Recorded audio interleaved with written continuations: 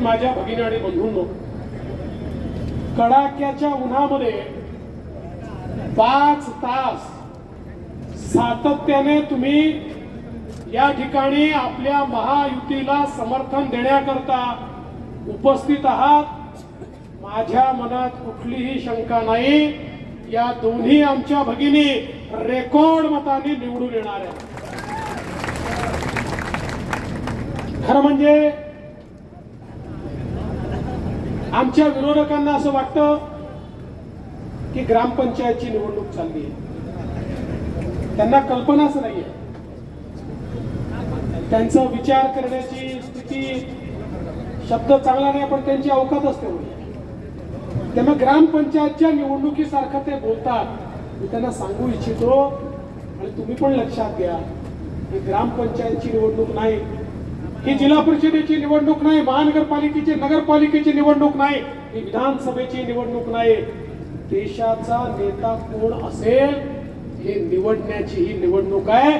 पुढचे 5 वर्ष हा देश कोणाच्या हातात द्यायचा, कोणाच्या हातात तो विकसित होईल, कोणाच्या हातात तो सुरक्षित असेल, याचा फैसला करणारी ही निवडणूक आहे. आणि बंधू भगिनींनो, या निवडणुकीमध्ये देशामध्ये 2च पर्याय आहेत. एक पर्याय विश्वगौरव विकास पुरुष माननीय नरेंद्र मोदीजी आणि मोदीजींच्या सोबत आपली महायुती, आमची शिवसेना, राष्ट्रवादी काँग्रेस, मनसे, रिपाई, पिरिपा, रासपा, रयत क्रांती, जनसुराज्य अशी एक फार मोठी आपली महायुती आहे. आणि दुसरीकडे कोण आहे? राहुल गांधी. आणि राहुल गांधींच्या नेतृत्वात 26 पक्षांची खिचडी, 26 पक्षांची खिचडी आहे. बंधू भगिनींनो, आपली युती कशी आहे? आपल्या युतीचं इंजिन आहे मोदीजी, पॉवरफुल इंजिन आहे, पॉवरफुल. आणि त्याच्यामध्ये वेगवेगळ्या पक्षाच्या बोग्या लागल्या आहेत. आणि या बोग्यांमध्ये दीन दलित, गोर गरीब, आदिवासी, शेतकरी, शेतमजूर, महिला, अल्पसंख्याक, भटके, विमुक्त, ओबीसी सगळ्यांना बसण्याची जागा आहे. सगळ्यांना त्याच्यामध्ये बसून सबका साथ सबका विकास म्हणत आपली विकासाची गाडी पुढे जाते. तिकडे काय अवस्था आहे? तिकडे बोग्या तर नाहीच आहे. प्रत्येक जण स्वतःला इंजिन समजतो.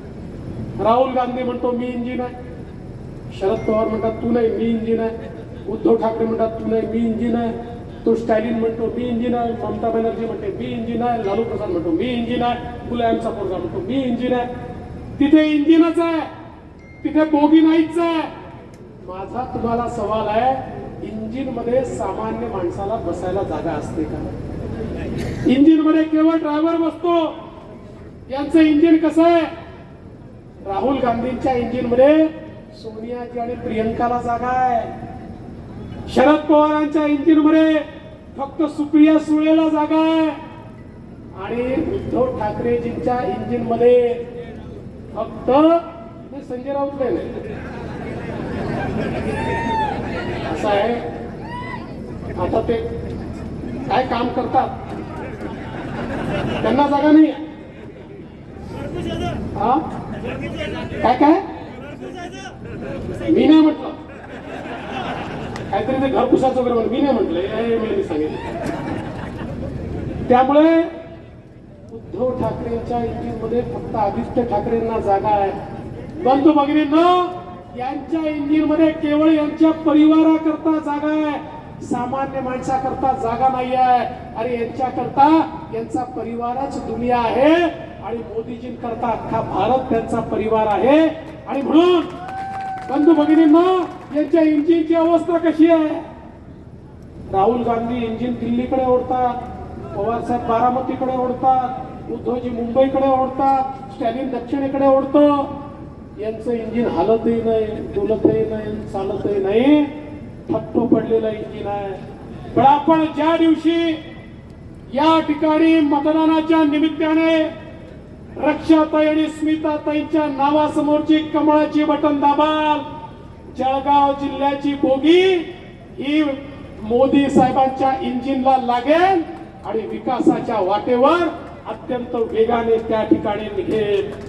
आणि म्हणून देशाच्या विकासाची निवडणूक आहे.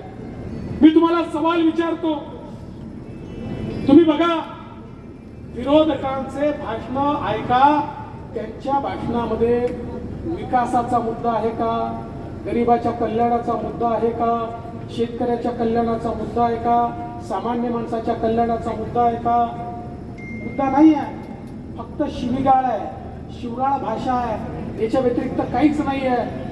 बंधू भगिनींनो, नरेंद्र मोदी त्या व्यक्तीचं नाव आहे ज्याने 10 वर्षामध्ये 25 कोटी लोकांना गरिबी रेषेच्या बाहेर काढलं. हा जगातला रेकॉर्ड आहे. जगामध्ये कुठल्याही देशामध्ये मात्र 10 वर्षामध्ये 25 कोटी लोक गरिबी रेषेच्या बाहेर आजपर्यंत आले नाही. मोदीजींनी गेल्या 10 वर्षामध्ये 20 कोटी लोक जे कच्च्या घरात राहायचे त्यांना पक्क घर दिलं. 50 कोटी लोक ज्यांच्या घरामध्ये गॅस नव्हता, आया बहिणी चुलीवर स्वयंपाक करायच्या, त्यांना गॅस दिला. 55 कोटी लोक ज्यांच्या घरामध्ये शौचालय नव्हतं त्यांना शौचालय दिलं.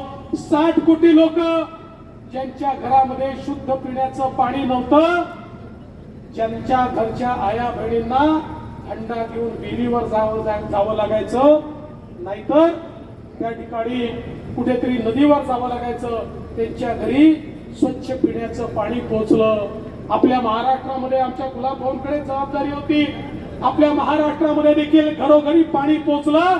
बंधू भगिनींनो, 55 कोटी लोकांना मोदीजींनी आयुष्यमान भारतच्या अंतर्गत त्या ठिकाणी मोफत इलाज दिला.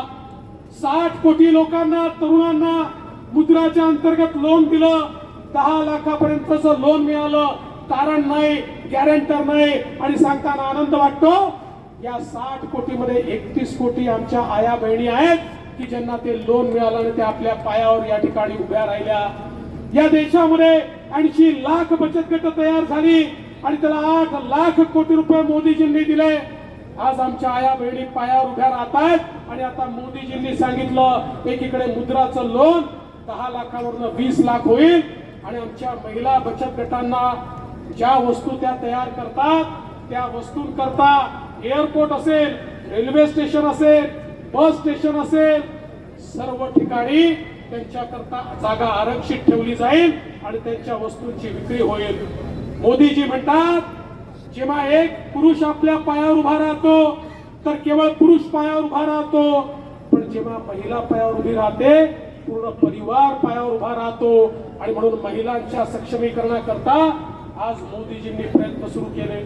आपण पाहू शकतो आमच्या शेतकऱ्यांना त्या ठिकाणी किसान